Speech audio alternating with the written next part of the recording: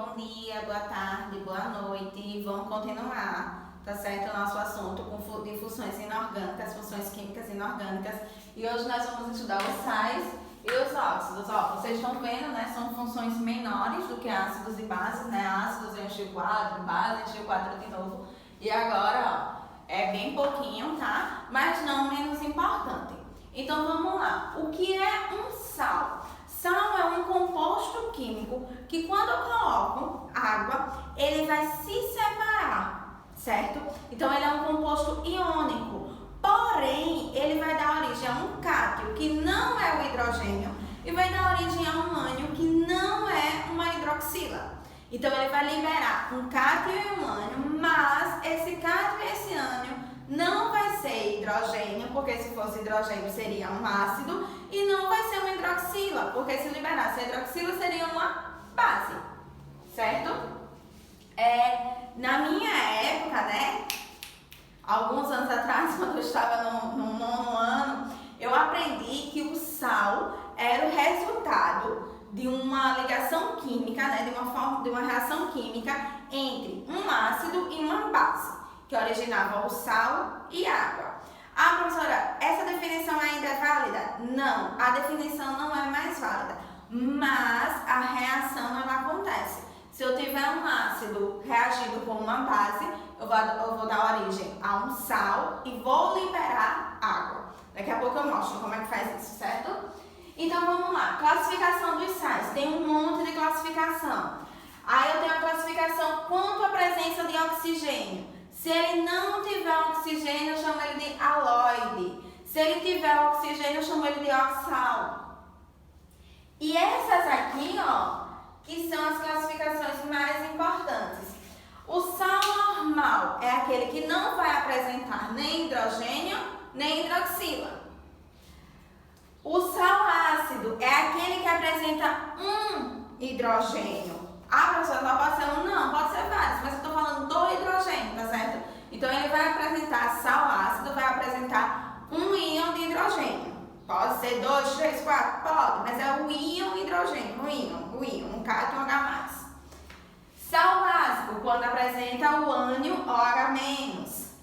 Sal anidro, aquele que não apresenta água na sua composição. Em meio aquoso, ele não vai ter cristalização. Esse é o sal anidro. Isso acontece com o nosso sal de cozinha. Quando a gente coloca o sal de cozinha na água, ele se dissolve, ele não forma cristais.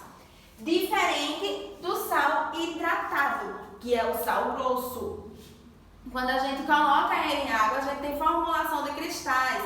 A gente vê aquele sal grosso bem mais cristalizado, bem mais brilhante, certo?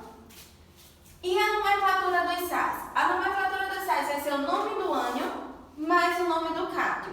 Como é que eu vou saber o nome do ânion? O nome do ânion sempre é o que está no final. Então aqui, ó,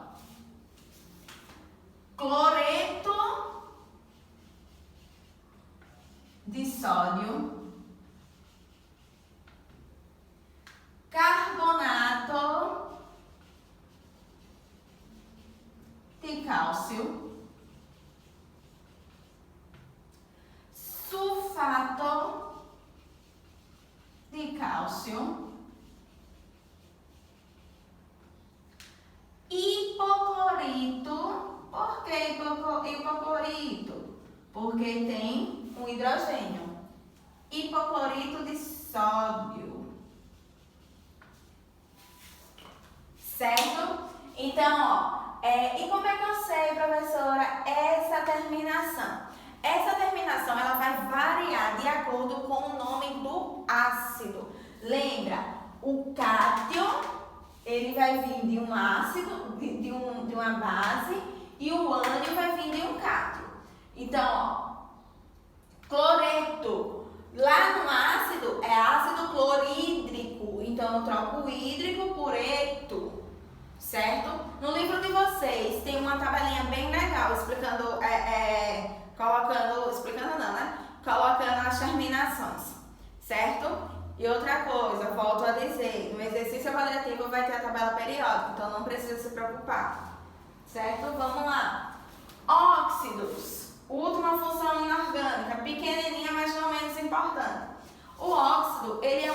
composto binário, ou seja, só tem dois elementos e um desses elementos é obrigatoriamente, olha o que eu estou dizendo, obrigatoriamente o oxigênio. Então, eu vou ter um outro elemento químico e o oxigênio, certo?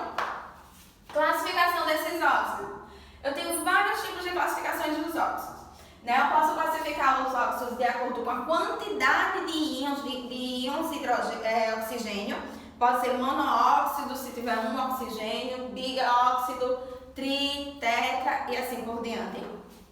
E eu posso classificar ele em ácido ou base. Ele vai ser um óxido ácido quando, juntando com água, ele vai dar um ácido. E vai ser um óxido básico quando, juntando com água, ele vai dar uma base. Aqui eu trouxe o dióxido de carbono, né, que é o gás carbônico, mais água, que dá origem ao ácido carbônico. E o óxido de cálcio, que mais água dá origem ao dihidróxido de cálcio. E a nomenclatura dos óxidos? Não tem segredo. É o nome óxido e o elemento químico. Óxido de sódio,